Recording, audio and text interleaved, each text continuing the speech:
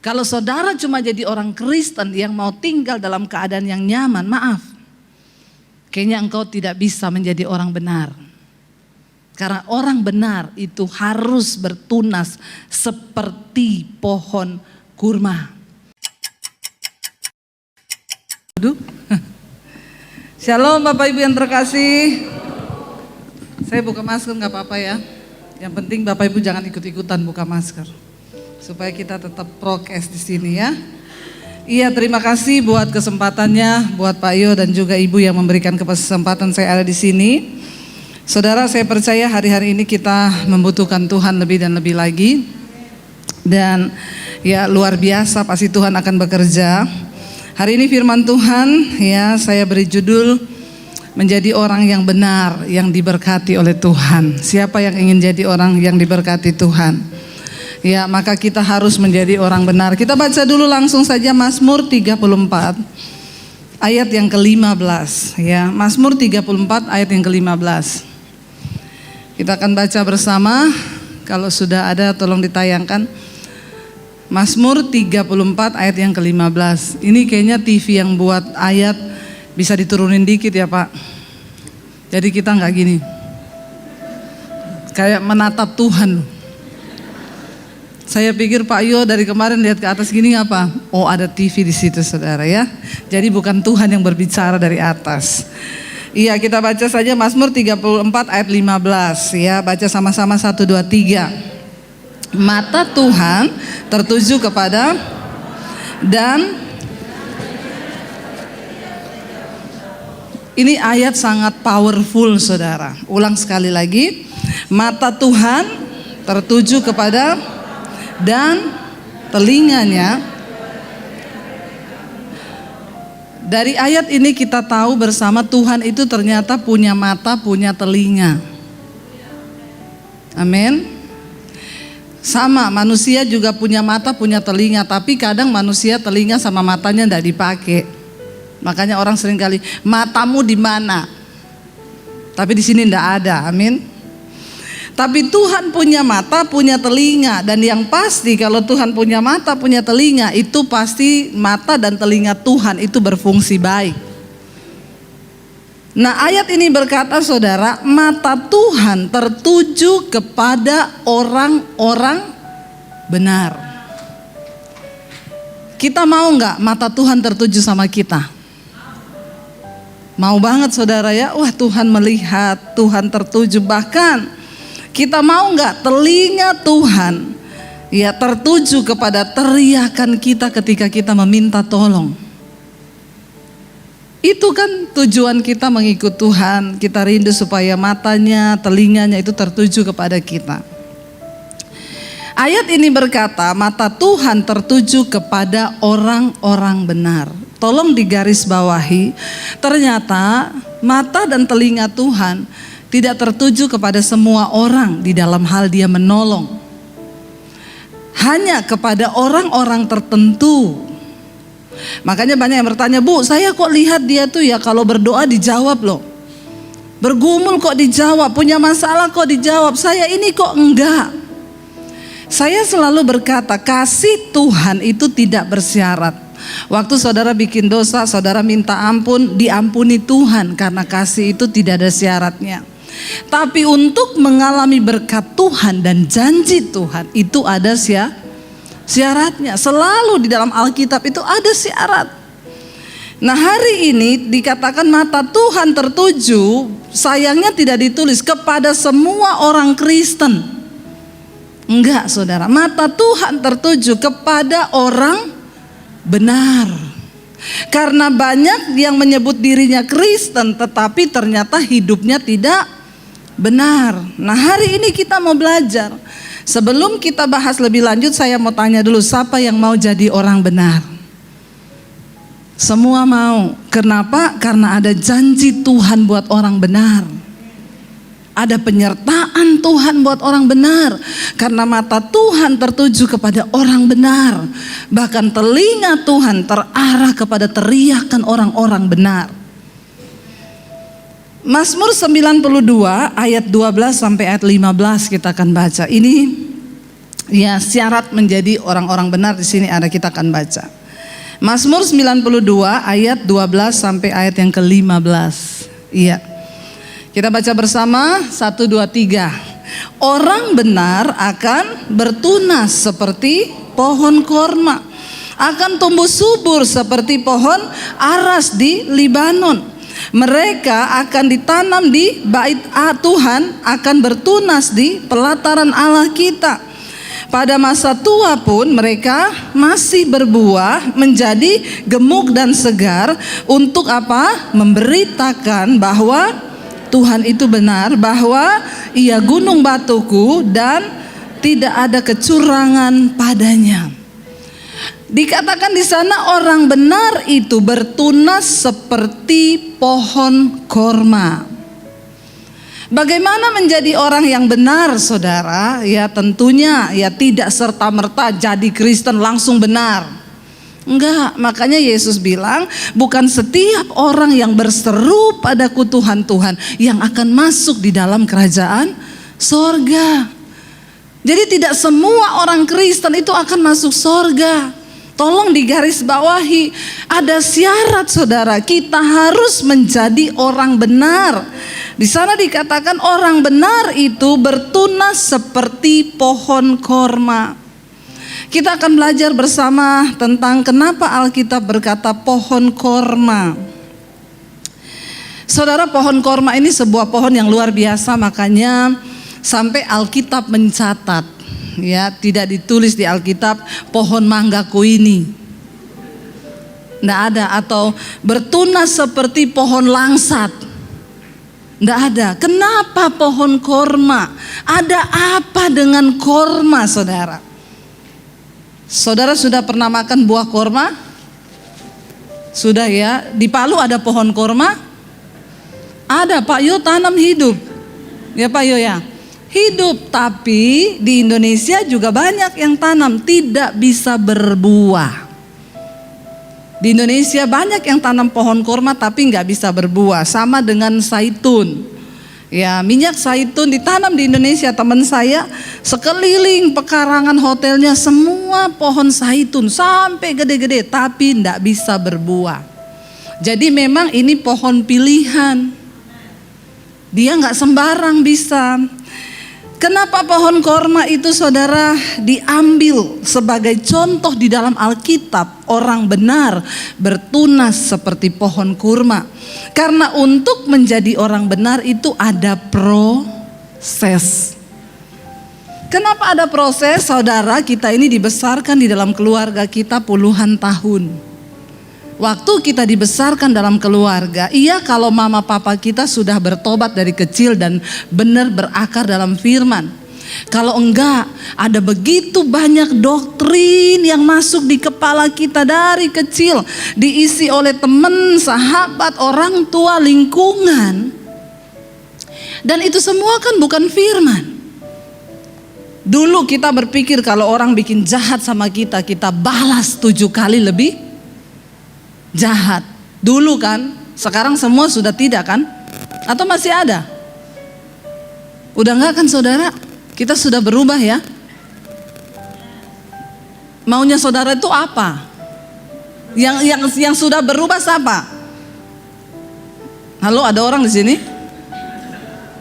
Ya, dulu kita sebelum bertobat kan kita kalau orang bikin jahat kita balas lebih jahat. Orang cerita kita jahat, kita cerita dia lebih jahat. Itu dulu. Amin. Atau masih ada yang sekarang kayak begitu? Ya. Wih. Banyak ya? Banyak. Perlu dibaptis ulang ini. Buka kolam baptisan. Orang rendam 20 menit. Mungkin dulu waktu dibaptis belum kena bibirnya. Belum kena air, jadi direndam 20 menit supaya dibuka mata langsung di rumah Bapa di sorga.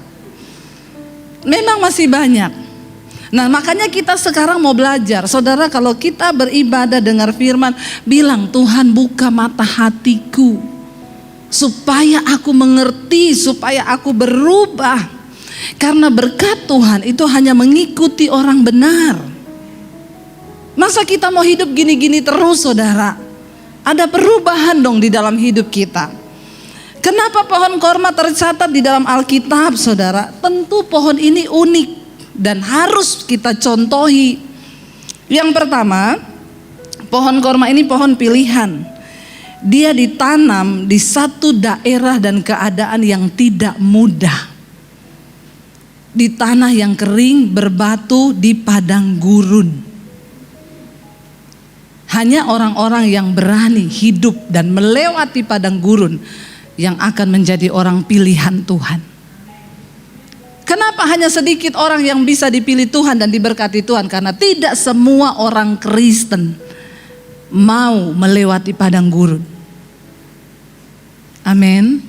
Kita semua pengennya enak, pengennya semua serba instan, pengennya semua serba Tuhan tolong, ada masalah hari ini, pengennya besok dijawab Tuhan. Manusia semua pengen berada di tempat yang nyaman, tidak dipungkiri. Tetapi kenapa pohon kurma menjadi unik? Ini adalah salah satu pohon yang bisa hidup di tempat yang tidak semestinya. Kalau kita tanam tanaman atau pohon atau apapun, kita jaga supaya kadar air di tanahnya itu selalu cukup supaya dia tidak mati. Beda dengan pohon kurma. Pohon kurma tidak hidup seperti kebanyakan tanaman lain yang dengan enak bisa hidup di suasana yang nyaman. Kalau saudara cuma jadi orang Kristen yang mau tinggal dalam keadaan yang nyaman, maaf, kayaknya engkau tidak bisa menjadi orang benar.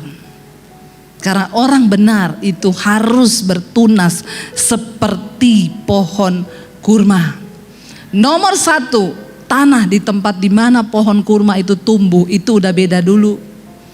Makanya saya selalu berkata, kalau Anda mau melihat kemuliaan Tuhan, maka saudara harus diproses, dianiaya, ditekan.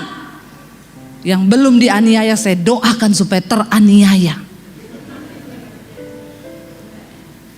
Yang belum ditekan saya doakan supaya ditekan hari-hari ini. Amin. Cuma itu pilihan engkau bisa menjadi orang benar di tempat yang tidak nyaman, karena di sanalah Tuhan membentuk hidup kita. Nggak semua orang itu mau, saudara, ada di tempat yang tidak nyaman. Sepanjang umur pengiringan saya ikut Tuhan, kayaknya saya selalu berada di tempat yang tidak nyaman. Rasanya udah mulai enak, akhirnya begini lagi. Mulai enak, begini lagi. Sudah menikah di Solo, punya rumah, sudah beli rumah, anak-anak sudah sekolah. Tiba-tiba Tuhan bilang tinggalkan kota Solo. Saya sampai bilang, Tuhan, sampai kapan sih Tuhan tuh lihat saya ini hidup nyaman? Tapi Tuhan bilang, kalau kamu mau nyaman di Solo ya kamu gini-gini terus. Mau gak melangkah ke satu tempat yang gersang, yang kamu gak tahu bagaimana? Makanya kalau orang cuma cerita, dengan adanya YouTube ini saya mendengar banyak, itu Debbie Basir pendeta dari mana? Nggak jelas. Karena mereka tidak melihat ketika saya diproses Tuhan. Mereka cuma lihat ketika Tuhan mengorbitkan saya. Mereka tidak ada di dalam hidup saya. Yang tahu persis di sini Kak Angki sama Kak Feni ini. Dulu saya waktu keluar dari rumah tahun 96 saya ke kota Palu. Ya saya kos di Una-Una. Ini juga Pak Yo saksi. Ya tapi bukan saksi bisu ya Pak. Yang lucu Pak Yo ini lucu saudara. Waktu saya diundang pertama kali di sini. Jadi ceritanya ya, pertama ibu lihat saya pelayanan di Jakarta ya Bu, di gereja WTC, di gerejanya Pak Wiryo saya khotbah. Lalu Ibu Iren bilang, coba cari tahu, hubungi itu Ibu Debbie Basjir. Terus Ivon ngomong, itu sepupu saya Bu. Oh ya udah coba undang ke sini katanya. Ya biar jadi pembicara di Palu. Saya cerita sama suami saya, nanti kita ke Palu ini, itu kita diundang. Ya ini Pak Yo ini, dulu saya manggilnya dia Kak Yo. Dulu saya pelayanan bareng, masih pakai gitar keliling-keliling saudara. Nih Pak Yo ini, jangan lihat Pak Yo yang sekarang, sudah makmur, perutnya agak maju. Dulu kurus, ya kurus, orang bagaimana gak kurus, uang gak ada, pelayanan keliling bawa-bawa gitar kita dulu. Terus saya bilang sama suami saya, nanti kita ketemu, tapi sekarang Kak Yo ini diberkati sama istrinya. Oh iya, saya datang saudara. Ya diajak langsung kan nginep di rumah. Terus Pak Yo ngajak kita makan. Ayo kita makan mie pangsit. Waktu saya ingat loh Pak. Cerita ngobrol. Terus Pak Yo itu tanya gini, loh Bu Debi kok banyak orang Palu yang kenal sama ibu ya? Terus saya bilang, oh iya Pak. Terus Pak Yo sebutin nama-nama kita dulu yang pelayanan, Yanti, Lili, itu kok kenal sama ibu semua. Terus Pak Yo bilang gini, dulu juga ada teman pelayanan kita di sini namanya juga Debi. Dia itu juga diusir dari keluarganya. Tapi kayaknya dia sekarang di mana ya? Di Makassar atau Kalimantan gitu. Terus saya itu ngomong, Kak Yo, baru Pak Yo sadar. Kak Yo itu saya. Terus baru kaget, hah? Iya, kenapa sekarang udah gendut? Sangat tidak enak saudara.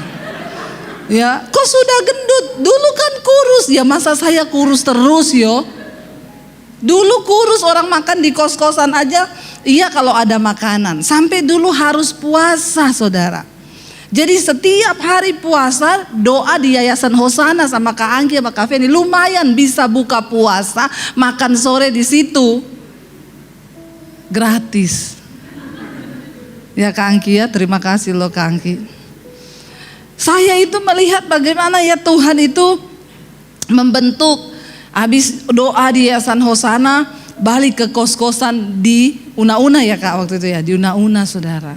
Saya berdoa satu kali di situ, nangis, Tuhan apa kehendakmu buat hidup saya ini, saya enggak tahu mau kemana. Tuhan ngomong, satu saat bangsa-bangsa akan menanti pengajaranmu, pulau-pulau akan menanti pengajaranmu. Saya buka mata di jalan Una-Una. Bangsa mana yang menanti? Pulau mana yang menanti? Pulau Una-Una, Pulau Sulawesi, iyo. Pulau Kalimantan. Bangsa-bangsa apa? Secara manusia saudara, coba apa yang kita mau lihat Tuhan, apa yang Tuhan lakukan dengan hidupku. Ketika saya memilih Yesus, saya malah masuk di dalam tekanan, persoalan, masalah, gak enak. Saya dibawa ke tempat bertumbuh di tanah yang gersang. Gak ada air rasanya saudara. Aduh benar-benar gak ada uang di tangan. Aduh ya berat saudara. Tetapi hanya orang-orang yang mau berada di tanah yang tidak lazim, di tanah yang gersang itu, mereka akan jadi pohon pilihan Tuhan. Tepuk tangan buat Tuhan Yesus. Yes, kenapa? Firman Tuhan itu gak pernah salah. Firman Tuhan tuh gak pernah salah. Akhirnya saudara, dulu saya berpikir saya mau sekolah Alkitab. Tapi mau sekolah Alkitab di mana? Lalu waktu itu ada Kak Ronald saudara di Yayasan Hosana itu, dia datang dari Manado ya, waktu itu kayaknya bantu pelayanan di sini. Dia kan STH. Saya bilang, Kak, saya ini kan baru pertama mau jadi Kristen, saya masih banyak belajar. Kak Ronald, kita mau belajar Alkitab. Jadi Kak Ronald bikin aja di sini kayak kursus atau sekolah Alkitab supaya kita ini belajar kayak di sekolah Alkitab. Walaupun nggak dapat titel nggak apa-apa, yang penting kita belajar. Terus Kak Ronald bilang, oke, kalau gitu nanti minggu depan kita mulai ya. Saya bilang oke, kita mulai. Semangat saya saudara. Begitu besoknya udah mau mulai, saya bilang, Kak Ronald berarti besok kita jadi mulai ya. Dia bilang, tunggu dulu Debbie, ada yang saya mau sampaikan sama kau. Apa? Jadi saya tuh kemarin berdoa. Saya berdoa, Tuhan, saya ini mau bawa anak-anak ini untuk mengenal Engkau lewat belajar Alkitab. Tapi tadi malam tuh saya mimpi, Debbie. Mimpi apa Kak? Debbie, mimpi apa Kak? Kita ini semua Yayasan Hosana, dia bilang kita jalan di pinggir sungai. Ya, Kak Ronald paling depan, terus saya di belakangnya Kak Ronald. Kita mau cari ada air, sumber air, mata air ini nih dari mana, karena air itu jernih. Dia bilang kan itu bicara tentang firman air. Berarti benar Tuhan teguhkan ini kita mau belajar firman. Tapi kita jalan, dia bilang naik gunung lembah, begitu dapat sumber mata airnya. Saya menoleh ke belakang, semua anak-anak Yayasan Hosana ada, tapi Debbie hilang. Saya kaget loh saudara, waduh, saya tersesat di mana Kak? Kenapa Kak Ronald enggak cari saya? Terus saya di mana? Takut saya, dia bilang.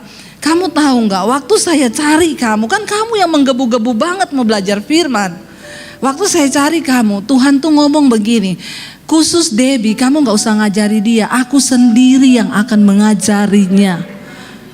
Saya takut saudara. Waktu itu saudara amin, amin, yes, yes, yes. Saya nih yang jadi takut.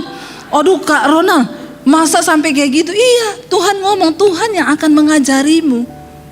Waduh, kalau Tuhan yang mengajari ini bagaimana?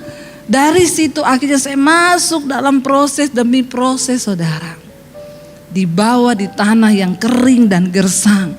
Kalau saudara mau jadi orang benar, jangan selalu suka keadaan yang nyaman. Kalau engkau hari ini sedang tidak nyaman, puji Tuhan, haleluya 12 kali. Amin.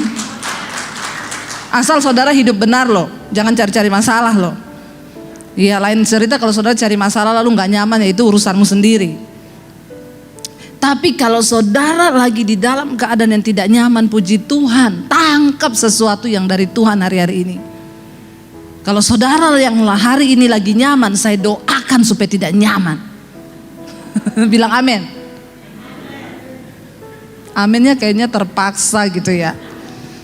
Amin, yes saudara ya. Yang pertama, pohon korma itu tumbuhnya nggak lasim, tidak seperti pohon-pohon yang lain. Makanya dia menjadi pohon yang diambil contoh dalam Alkitab.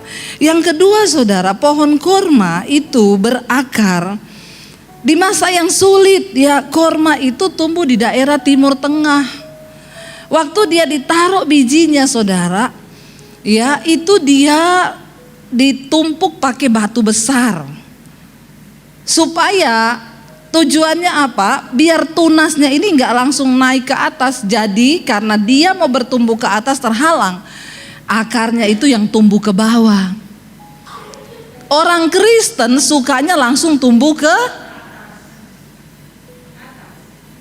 atas. Biar pengen cari nama, cepet terkenal, biar orang cepet tahu. Saya pelayanan di satu gereja di Jakarta, dia bilang, Bu Debbie saya ini sebenarnya sudah MTH. Oh iya Pak, iya tapi saya di gereja sini enggak dikasih kesempatan khotbah Bu. Jadi jam terbang saya sedikit. Nah Ibu Debbie bisa terkenal kan karena jam terbangnya sudah banyak. Saya bilang, Bapak mau jadi pendeta atau jadi pilot? Kenapa Bapak nggak sekolah penerbangan Pak? Supaya jam terbangnya tinggi. Makanya orang bilang kalau bicara jangan terlalu tinggi, nanti tabrakan sama pesawat bibir. Tapi orang Kristen maunya cepat-cepat tumbuh ke atas, naik. Nggak bisa. Kalau saudara mau jadi orang benar, buang itu semua. Jangan kepengen langsung dilihat manusia. Jangan kepengen langsung disanjung manusia. Biarkan Tuhan yang menyanjung kita, biarkan Tuhan yang memuji kita. Karena Alkitab berkata bukan orang yang memuji diri yang tahan uji, tapi orang yang dipuji Tuhan. Enggak penting pujian manusia, saudara, enggak penting. Kenapa? Manusia di depanmu dia puji, di belakang langsung tapi di depan luar biasa dahsyat. Makanya saya sekarang belajar, nggak usah terlalu minta mau dihargai, mau dihormati, nggak usah. Ngapain kita nih minta penghormatan manusia? Kita nggak berkenan sama Tuhan. Tapi ketika kita cari penghormatan Tuhan, ya maka kita ini berkenan di hadapan Tuhan. Saya baca status kemarin seseorang di Facebook. Gara-gara Natal kemarin saya omongin aja di sini, nggak apa-apa saudara. Natal Bamak bikin hilang damai sejahtera. Orang mau duduk di kursi depan, diusir suruh pindah ke belakang. Katanya itu untuk pendeta. Kalau gitu biar dihormati, jadilah pendeta kau supaya kau dihormati. Please saudara ya. Ayo kita mengerti, banyak orang Kristen aneh. Semua itu sudah diatur di Alkitab. Ya makanya kita ini gak usah cari penghormatan manusia. Kenapa banyak orang berantem, banyak orang kecewa? Karena cari dihormati. Nggak penting penghormatan manusia, yang penting Tuhan yang puji kita. Saat engkau merendahkan diri, Tuhan yang akan meninggikan. Ya, nggak usah sombong, saudara. Mari kita belajar jadi orang yang biar Tuhan yang puji kita. Kita belajar, saudara. Bukan karena kayanya, bukan karena terhormatnya. Ya, Tuhan itu suka. Nah, tapi saudara, manusia rata-rata kita ini pengen langsung tumbuh ke atas. Kenapa pohon korma dijadikan contoh? Ditekan pakai batu besar supaya tidak bisa tumbuh ke atas. Dia tumbuh ke bawah, berakar. Untuk apa? Cari sumber air. Ketika saya diproses Tuhan bertahun-tahun, puluhan tahun, tidak ada yang kenal siapa Debbie Basir itu siapa. Tidak ada yang tahu. Tapi waktu Tuhan mengangkat saya, orang bicara, siapa itu Debbie Basir? Cuma top gara-gara YouTube. Orang dari mana? Karena mereka tidak lihat ketika saya proses berakar ke bawah. Setelah akar kita kuat, kenapa pohon korma itu, saudara, bisa tumbuh di padang pasir? Itu kalau datang badai, semua pohon tercabut. Pohon korma bertahan. Biar badai datang, mungkin dia jadi miring gini, saudara. Habis itu dia balik ulang. Nggak jatuh dia. Kenapa? Akarnya itu kuat. Orang bisa mau menjatuhkanmu, orang bisa memfitnah kamu, orang coba menghancurkanmu. Nggak apa-apa. Mungkin kelihatannya kamu gini, habis itu wung. Sebab engkau berakar kuat di dalam Tuhan. Saya ini mengalami fitnahan, mengalami omongan, saya cuek aja. Tuhan yang tahu hidupku. Orang nggak tahu, makanya Deb, saya dengar orang ngomong gini loh tentang kamu. Nggak apa-apa, itu haknya dia, mulutnya dia. Emang kita bisa sumpel mulut orang? Nggak bisa. Bagian kita bagaimana kita berespon sesuai dengan firman Tuhan. Amin, saudara. Nggak usah sombong, nggak usah cari dihormati. Ya, apalagi kita berpikir mungkin karena merek yang kita pakai, baju yang kita pakai, orang hormat sama kita. Enggak. Jangan, saudara. Biar Tuhan yang hormati kita.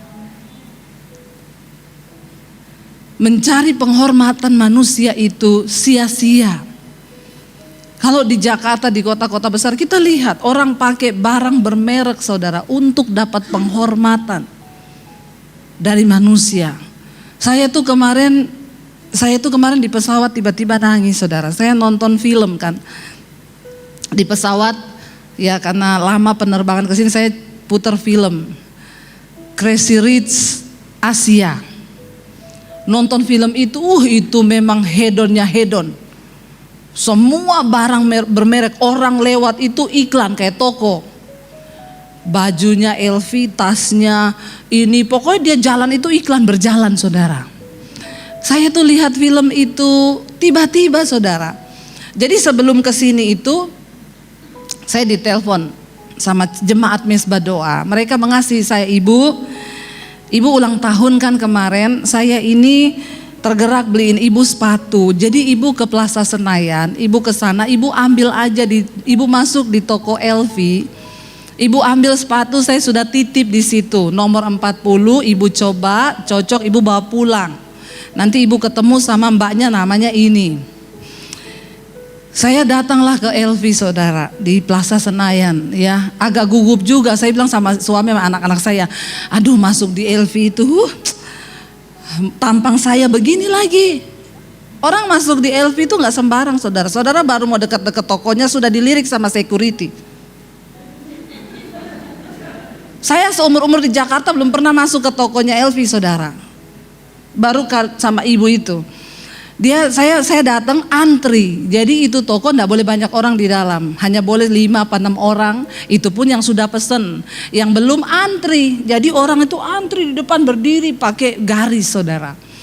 Saya datang ketemu security-nya. Mas, saya udah mau coba sepatu. Oh, udah janjian sama siapa, Bu? Sama Mbak ini. Mari, Bu. Jadi saya lewatin yang antri. Dipikir saya member. Padahal cuma karena ada pesan. Ya udah saya coba sepatu saudara. Ini loh sepatunya ini loh. 16 juta ini. Kemarin saya mau pakai, Glenn bilang, "Tante hati-hati loh, banyak tai sapi di Palu." Saya bilang, "Tidak apa-apa, nanti lap lagi no." Ya, 16 juta, jalan jadi begini. Saya masuk saudara, saya coba, gimana pas bu? Pas, muat, oke itu aja ya.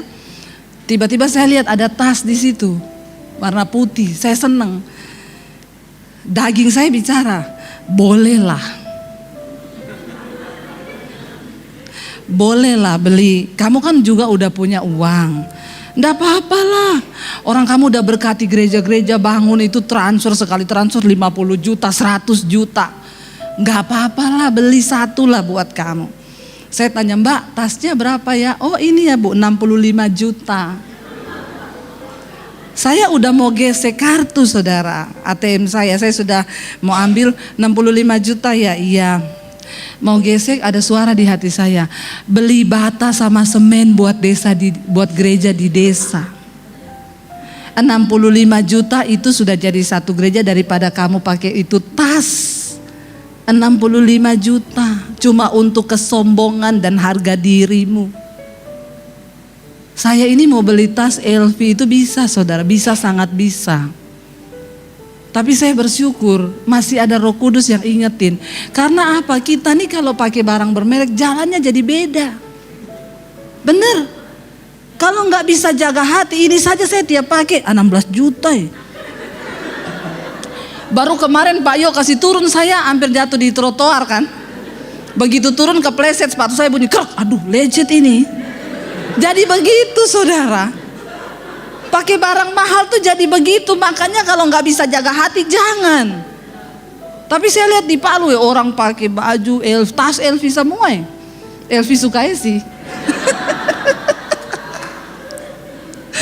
Ya. Jangan pakai ke luar negeri, itu nanti digunting kalau palsu saudara. Tapi saya melihat saudara, benar kita ini mau apa yang mau disombongkan. Jangan, mari kita berdoa supaya perkenanan Tuhan. Pohon korma itu gak langsung tumbuh ke atas, ditaruh batu. Kadang-kadang Tuhan perlu taruh batu di hidup kita. Batunya apa? Difitnah orang. Saya pelayaran sama suami ke Amerika, udah bangga banget kita. Mau sombong kan? Bangga, kenapa? Dikasih kelas bisnis, kelas Qatar. Ya Qatar itu sekali terbang 50 juta, PP satu orang saudara. Ratusan juta kita berangkat.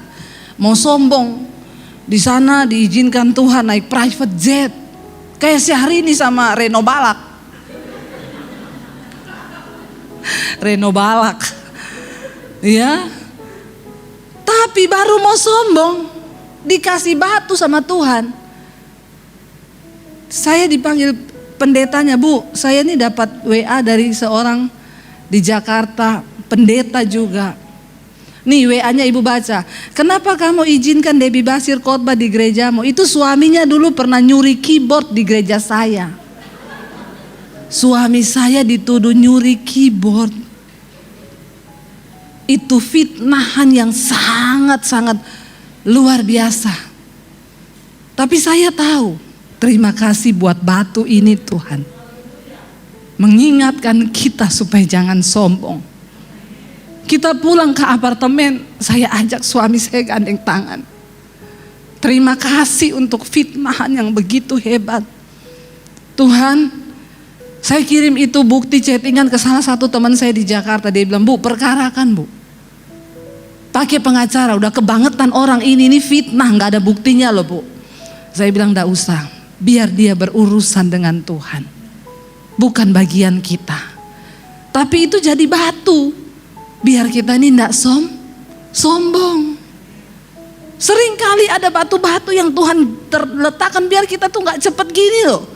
Waktu gitu sadar lagi, ke bawah lagi berakar saudara. Pohon kurma itu menjadi pohon yang sangat bahkan bermanfaat dan berkhasiat. Kalau orang lemah di padang pasir, saudara yang pernah ke Israel, yang belum ke Israel nanti siapkan uang, kita berangkat nanti setelah karantina dipersingkat. Nih saya udah banyak sekali yang mau daftar berangkat, tapi Jakarta masih karantina. Kita kalau ke Israel itu kita ambil kurma kalau sarapan pagi, ya dia punya guide bilang bawa kurma ya taruh di plastik, bawa di tas. Kenapa? Kalau di jalan pusing, kurang air atau tiba-tiba energinya berkurang, makan satu kurma akan bikin tambah bersemangat. Kalau saudara menjadi pohon kurma artinya apa? Saudara bisa menjadikan orang lain itu bersemangat. Hidupmu akan berdampak bagi banyak orang. Jangan sampai orang lagi bersemangat lihat saudara langsung hilang semangatnya. Tapi mari kita menjadi seperti pohon kurma yang menjadikan orang lain bisa bersemangat ketika melihat hidup kita, mendengar pengajaran kita. Saya bersyukur ada begitu banyak orang kesaksian, Bu, saya nggak jadi cerai sejak saya dengar khotbah-khotbah Ibu, iman saya bangkit. Kemarin saya ketemu sama satu jemaat orang Palu. Dia bersaksi, Bu Debbie, saya Ibu Marta yang sering WA Ibu dulu itu loh. Dalam hati saya, oh ini tuh Ibu Marta itu yang WA saya terus. Tiap hari dia WA saya, saudara. Bu, anak saya kerasukan, Bu, bagaimana ini, Bu? Saya bilang, Ibu, saya enggak bisa tolong Ibu ya. Ibu cari Tuhan. Jangan cari saya jauh. Ibu bangkitkan iman, Ibu layani anakmu yang kerasukan. Nanti malam dia WA lagi, Bu, ini anak saya gini-gini. Ibu cari Tuhan. Saya pelayanan di Solo, dia telepon, Bu, jadi saya masih bagaimana? Cari Tuhan, jangan cari saya, Bu. Ibu orang terdekat dengan anak ibu, ibulah yang bisa melayani dia. Karena orang kerasukan tuh bolak-balik lagi. Kalau dia belum ini datang lagi setannya, malah ajak 7 roh yang lebih jahat. Jadi ibu harus bangkitkan iman ibu. Lalu dia bilang gini, kemarin dia ketemu saya, Bu Debbie tahu nggak, Bu? Tadinya saya itu kepahitan sama ibu. Terus saya bilang, Ibu pikir cuma ibu? Saya juga kepahitan sama ibu. Sasadiki batel. Bu, saya ingat ibu pernah yang sangat memberkati saya ketika ada suami istri minta didoakan anaknya mau balik ke Amerika, suruh ibu tumpang tangan. Dia bilang, saya ingat ibu ngomong, Bapak Ibu, saya tidak akan tumpang tangan sama anak Bapak Ibu. Bapak Ibu lah yang harus tumpangkan tangan ke anakmu, bukan saya. Dia bilang, saya ingat itu, Bu, di situ iman saya bangkit. Oh, berarti saya yang harus memang layani anak saya. Dia bangkit, dia perkatakan, iblis, engkau tidak bisa mengintimidasiku. Aku telah dibeli oleh darah Yesus. Masa laluku, semua dosa-dosaku sudah diampuni di atas kayu salib. Karena firman Tuhan berkata begini-begini, dia baca Alkitab, lancar, saudara. Akhirnya iblisnya kelepek-kelepek, saudara. Cuma dilawan dengan firman. Lalu akhirnya ketika dia berperang, dalam nama Yesus aku bakar engkau. Roh yang bukan dari Tuhan. Menggelepak-gelepar anaknya, akhirnya pingsan. Habis itu anaknya sadar. Dan sampai hari ini tidak pernah kerasukan lagi. Saudara, kita semua diberi kuasa oleh Tuhan, ya, untuk kita ini menjadi orang-orang yang dipakai Tuhan. Lalu saudara, Alkitab berkata pohon kurma itu dia kuat, tidak gampang jatuh, tidak gampang. Dan bukan cuma itu, makanya ayatnya tadi berkata, walaupun engkau sudah sampai tua, engkau tetap berbuah untuk menceritakan tentang perbuatan Tuhan yang ajaib. Saya bilang, Ibu, kalau saya yang doakan anak ibu kan gak bisa cerita tentang perbuatan Tuhan yang ajaib. Tapi sekarang saya dengar kesaksian ibu, betapa dia memuji Tuhan karena dia ngalami sendiri. Dia alami Tuhan sendiri, dia lihat kuasa Tuhan sendiri, dia berperang sendiri. Kalau saya yang doakan, ibu akan ngomong, didoakan Bu Debbie. Mana Tuhannya? Tapi ketika ibu mengalami sendiri, ibu bisa berkata, Tuhan itu dahsyat. Bukan hanya pendeta yang diberi kuasa, Bu, tapi ibu ketika engkau mau jadi orang benar, Tuhan berikan engkau kuasa untuk berdampak. Keluarga demi saya bersyukur ini sekarang ini lewat mesbah doa. Orang-orang Kristen, saudara, mereka yang dulu tidak pernah tahu tentang pelepasan karunia roh, sekarang mereka dibangkitkan. dari Manado. Bu, saya ini gereja bukan karismatik bu, kita dari gereja Protestan bu, saya tidak pernah mengalami begini. Ponakan saya kerasukan Ibu Debbie, bagaimana? Ambil minyak, taruh di piring, doakan jadi minyak urapan, ibu berperang sekarang. Bagaimana caranya? Perkatakan firman dalam nama Tuhan Yesus. Roh-roh yang bukan dari Tuhan akhirnya satu keluarga. Saya bilang jangan kau cekik itu ponakanmu. Kan kadang orang kalau udah takut kerasukan malah dicekik, dalam nama Yesus, mati malah saudara. Ya, ibu tidak usah takut nomor satu, tapi ibu layani. Mereka layani, dia telepon saya, bu, baru kali ini saya mengalami sendiri Tuhan. Saya bersyukur ibu mengajarkan kami untuk cari Tuhan, jangan cari pendeta. Emang saya bisa bikin apa sama saudara? Jangan suruh saya yang berdoa, saudara yang berdoa. Apalagi doa buat suamimu, jangan titip sama saya doa buat suamimu. Tidak mungkin saya mau berdoa buat suamimu. Itu laki-lakimu sendiri. Ya, mungkin saya mau menangis buat suamimu, Tuhan berkati Joni Tuhan. Kita pepa itu dengar, siapa itu Joni? Orang rumah tangga ancor cuma gara-gara kita berdoa akan kampe laki itu. Tidak saudara. Berdoa sendiri waktu engkau dengan cinta. Saya kan tidak cinta sama Joni, saya cinta sama Daniel. Jangan berdoa buat suami orang, jangan berdoa buat istri orang. Doakan sendiri, datang sama Tuhan supaya engkau mengalami Tuhan. Jadi orang benar. Ayo buka paradigma kita di hari-hari ini saudara. Ya, pohon kurma sekalipun dia sudah mati, pohon kurma ya udah mati nih ya. Para musafir itu kalau lewat di padang gurun kehabisan air, mereka lihat sisa-sisa batang pohon kurma yang sudah mati di mana. Mereka datang ke sana. Kenapa? Karena di bawah itu pasti ada mata air. Walaupun dia so mati, tetap jadi berkat hidupnya. Kita jadi orang benar, walaupun kita udah mati, orang akan ingat kebaikan kita. Orang ingat akan nama kita. Saya bersyukur kalau Tuhan panggil saya mati, setidaknya khotbah-khotbah saya masih tetap bisa berdampak bagi banyak orang. Itu yang saya syukuri. Coba saudara renungkan hari ini, kalau Tuhan panggil engkau besok mati, apa yang sudah engkau lakukan bagi orang? Jangan sampai engkau mati orang bilang syukur, akhirnya mati juga dia. Bertobat. Sebagai istri jadilah istri yang baik. Sebagai suami jadilah suami yang berdampak. Sebagai orang tua jadilah orang tua yang benar. Sebagai anak jadilah anak yang benar. Amin saudara. Ya, nggak percaya, coba kita baca satu ayat sebelum kita selesai. Keluaran 15 ini adalah kisah ketika Musa membawa bangsa Israel berangkat dari laut Tiberau. Lalu mereka akan pergi ke padang gurun di Syur. 3 hari lamanya mereka berjalan di padang gurun itu, ya, dengan tidak mendapat air. Itu di Keluaran 15 ya ayat 22. 3 hari tidak dapat air. Lalu ketika mereka sampai di Mara, kita tahu bersama di situ ada mata air tapi menjadi pahit air itu. Lalu Musa melemparkan kayu. Tetapi ayat 27 di sana dikatakan, Keluaran 15 ayat 27, baca sama-sama.